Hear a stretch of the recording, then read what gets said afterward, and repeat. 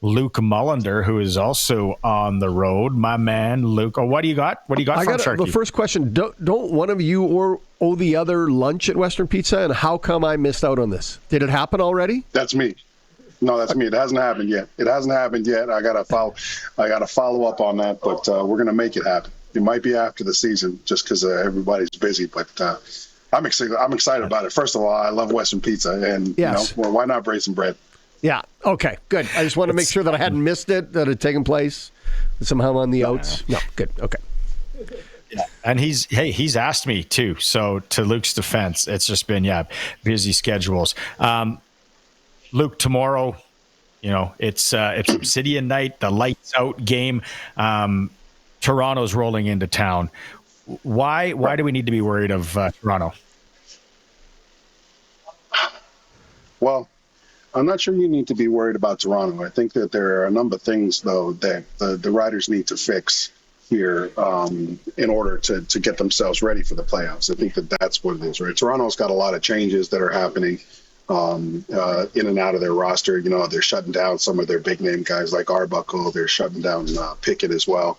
But again, you're in the part of the season, guys, where it's not about your opponent. It's about the things that you do. And execution's obviously a big part of it. And getting some consistency on offense, right? Putting drives together and scoring. I think there's plenty of things for the Riders right now to work on. So it's not necessarily about the team that's coming in. You want to win. Obviously, you want to secure the home playoff game because your fans and all your stakeholders and partners have been really excited about the year. But again, it's one of those deals where it's a lot more important to focus internally at the moment. Luke, we talked about it earlier, Barney and I said I want to see them play with tempo, with pace, with speed. I want to see them. Yeah. I want to see them be aggressive on offensive and defense, and on both sides of the ball. I want to see them take the game to Toronto, and I think that's important for them to do. Yeah, and that's what I mean, right? Like, there's a lot that the Riders can do.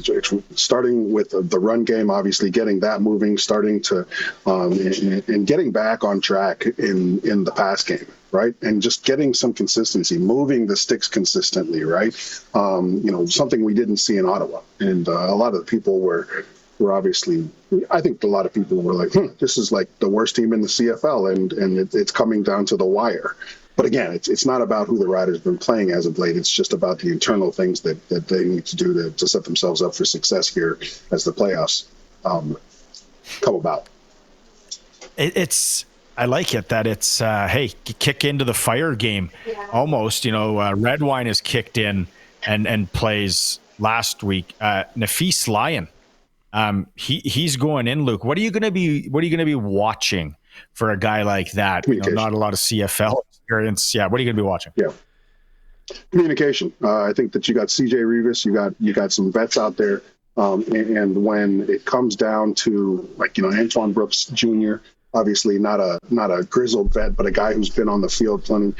That's how you set the other guys up for success. Guys like Red Wine, guys like Benny Sapp III, those guys have all the talent in the world. They just need to be able to play fast. And with the defense, and again, like Sharky said, right, you want to see some things on offense, but for defensively, you want to see us get after the quarterback again, and you want to start creating some more turnovers, right? Some things that you were used to earlier on in the season. And the way to do that is to play fast. So it's all about communication, making sure guys that are new to the roster, making sure they know where to line up. It's the old saying, right? Alignment, assignment, execution. Those guys got to understand where they need to be when the call's made.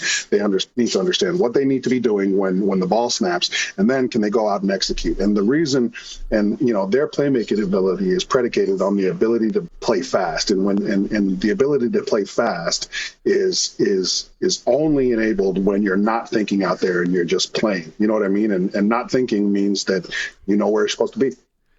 A question I got for you, and it seems ridiculous that we're still talking about the kicking game, but Campbell Fair did not have a great weekend in Ottawa for whatever reason. We're bringing a lot. Oh, wait a second. Hold on, Sharky. So Sharky, you mean to tell me that the young kid that had been doing nothing but practice roster kicks missed a couple field goals in his first time? The kid wasn't doing anything before. I'm not letting him off the hook. You have to take advantage of your window. That's but right. I do think that I do think that people should be let's right size this a little bit. He was doing absolutely nothing all year in terms of being competitive and thrown into a pretty tough situation, knowing that, and again, it's not one of those deals where it's like, oh yeah, I'm just going to play and, then the other guy's going to come back in next week. Like, there's probably a lot of people telling me, hey, this is your opportunity to become a guy. So I'm not letting him off the hook, Sharky, but I also think that, we have to keep it in context when it comes to Campbell Fair, right? Without Which you were doing. Without a doubt. Yeah, he just didn't have a great weekend. But now we got Brent Lother back in. Is Lother, do we know more? Is he feeling better? Is he back to 100%, or is Brett still struggling? Name one guy on the 44-man roster right now that's 100%. Right, that's the that's the point of the season you're in. And that's why we talk a lot about focusing on the things that you need to be doing internally. But more importantly, what are you doing off the field, right? Because you're going to be banged up, you're going to be bruised up, and everybody's going to be like, oh, well, wait a second, Brett Lother's a kicker. There's still a physical toll that he takes on. I mean, he played hurt last year a lot. So again, I think that he's just got to get in there. And all of the things that he does when he's on the money, he just needs to harness that, right? Whether it's part of his process during a practice week or part of his process during game day, he just needs to get back on that horse. And I think it's one of those deals where, the more you're kicking, right? If you kick a few against Toronto, the more you're repping it out in real-time situations, the better off you're going to be. But I don't think the expectation should change, right? Just as the expectation was there for Campbell Fair to make two converts, the expectation for a veteran kicker like Brett Lother is to make everything that you're asked to make. Of all the injuries that we're seeing right now, Tavon Campbell, the one worries me. Whatever's up with Marcus Sales. Now, Tommy Stevens. Of all the injuries, Luke, could you prioritize them, or whatever I'm trying to say? You know what I mean? Yeah, prioritize. Where yeah. Is it Campbell and Sales? Like Tommy Stevens, I find like having him out is and how long is he out for? That worries me. Yeah, having Tommy Stevens, the guy I'm worried most about is Roland Milligan. Agent Zero is a guy that has been their best player, and statistically he hasn't been there this year. But I got to caution everybody. The reason why is nobody's throwing his way, right? They know that he's one of the most dangerous guys in the league. And if you go at him, the ball's probably going to get picked, right? So, but for him to be out for an extended period of time, if he is out for an extended period of time, that probably hurts the most. You need your field generals between the white lines, right? You need your captains, you need your guys. Marcus Sales is a big one too, but Roland Milligan probably when it comes to the whole team, that'll be the biggest loss, I think, because you can't replace experience, you can't replace leadership, and in Roland Milligan's case, you also can't replace on-field production. Teams just stay away from him, and now when he's not around, how are teams going to look at the attack plan? With Tommy Stevens, we saw AJ Ouellette taking some snaps. You saw Jake Mayer out there, and hey, like now that that's on film, one of the things that teams have to consider is, hey, wait a second, what if AJ lines up and then they start the pre-snap and all of a sudden Mayer's back there taking the snap, right? So I like the fact that they rolled him out there because it gives teams a need to actually think about preparing for something else. But the thing that you're obviously missing with Tommy Stevens is the efficiency. But I think that AJ Ouellette, it seemed like from the first snap he took in short yardage against Ottawa to the next snap he took, he seemed like he was making the necessary adjustments, right? I remember seeing him at one point making sure his body was over the first down marker and then bringing the ball, right, and not bringing the ball first. So I think that the biggest loss is definitely Rogue. When we talk about Toronto and they're coming in here this week, and again, we're expecting a completely different team than we've seen all year long with the Argos. What do you expect Toronto to bring to the table? What do you think they're going to try and do this week to try and slow down the Riders? Well, obviously they're going to try to take AJ Ouellette out the game. That's what all teams, I think, understand about the Saskatchewan Roughriders now, is that the offense and the way that our offense is successful is based off of their ability to run the football and then create plays and create the scheme after that, knowing that AJ Ouellette is always going to be the primary threat for the defense. So I would anticipate them loading up the box. And I would anticipate them right now. Those guys are playing. They're playing with nothing to lose, right, guys? So we got to watch for it all, Nick, on Friday. We got to watch for the trick plays. We've got to watch for the blitzes we haven't seen before, and I think that's all really good for the Riders too, right? Is to be challenged by things that they might not have seen on film. If it does come to that, because again, when you're in the playoffs, you're going to see some little tweaks here and there. But for the most part, I think the Riders are going to. Cameron Dukes is going to want to. I mean, Cameron Dukes right now, he's got a massive opportunity to go and get himself a job somewhere else, right? Like, hey, let's go, let's air out the ball. I would expect them to try to run up the score if they can. They got a fresh secondary, and then again, I think that if I'm the Toronto Argonauts. As much as you and I guys talk about the need to communicate on the back end and the new guys back there and how to make them successful, if I'm Toronto, I test that. Hey, are they going to be communicating? Do these guys know where they need to be, right? How can we divert their attention? Can we get them looking low and then hit them behind when they're supposed to be, right? Like those things. I would anticipate the Argos being pretty aggressive. They got nothing to lose. Okay, good. I like it.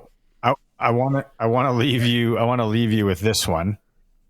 Jays win yesterday, going to the semifinals. What is your take on how they celebrate when they make the semifinals in baseball? Champagne, beer. Go Jays, go. Go Jays, go. That's my take. I will not have the hate towards the Toronto Blue Jays. Listen, true Blue Jays fans like myself have been waiting for these moments since 1993. So if those guys want to go pop champagne and swear on national TV, on live TV, all for it. I'm all for it, baby, because we're going at we just took out the Yankees. We just took out the Yankees. Come on, man. They got like 150 world championships. We took them out. They're out now because of us. And I'm glad that we enjoyed the celebration. I mean, why not, right? It's not like the turnaround's going to be tomorrow, right? Party it up. It's just a baseball thing. It's weird because I agree with it, and I wouldn't be saying that if I wasn't a Toronto Blue Jays fan. Right? Like if I was an Oakland A's fan and they were celebrating, I'm like, what a bunch of losers, celebrating when it's not even the World Series. But this is the Jays we're talking about, and I'm all about it, man. I would love seeing it. I love the fact that we murdered the Yankees. It was great. Awesome. Stupid Yankees. There we go. All right, bud. Travel straight to the series, boys. Straight to the chip. Yeah, guys. Like you guys don't. This is going to be a historic year for for Ontario. It is, right? Yeah. The Jays are going to win the World Series. The Leafs are going to win the championship, and we're all going to be good. Oh, Luke! Somebody check where Luke is. There's a gas leak. Somebody right now. Medical alert bracelet on Luke. Let's go. Listen. I understand all the. You guys are all excited about McDavid. Going and taking his little discount to try to. I can't wait till the Edmonton Oilers get bounced in the first round of the playoffs this year after he took a discount after he let the business. Because man, and we're gonna. Yeah. Anyways, boys, it's going to be a great year for Toronto sports. Sounds like there might be another pizza on the line, is what it sounds like. Yeah, I'm not running from that at all. Let's get the first wheel out of the way, though. Yeah, exactly. Yeah. The word is you got to get the first wheel out. That's how guys lose their house. They don't take care of the first bet that they owe, and they just keep on compounding it. And next thing you know, their wife's left them. They have no house, no kids, no nothing, and they're sitting out on the street, begging for change. Don't want that again. How it happens, boys. I'll see you later. Play responsibly. Play responsibly out there, everybody, after that comment from our man, Luc Mullinder. Have a good call tomorrow. Thanks, Luke. Luke. Have a good show, boys. Good to talk to you.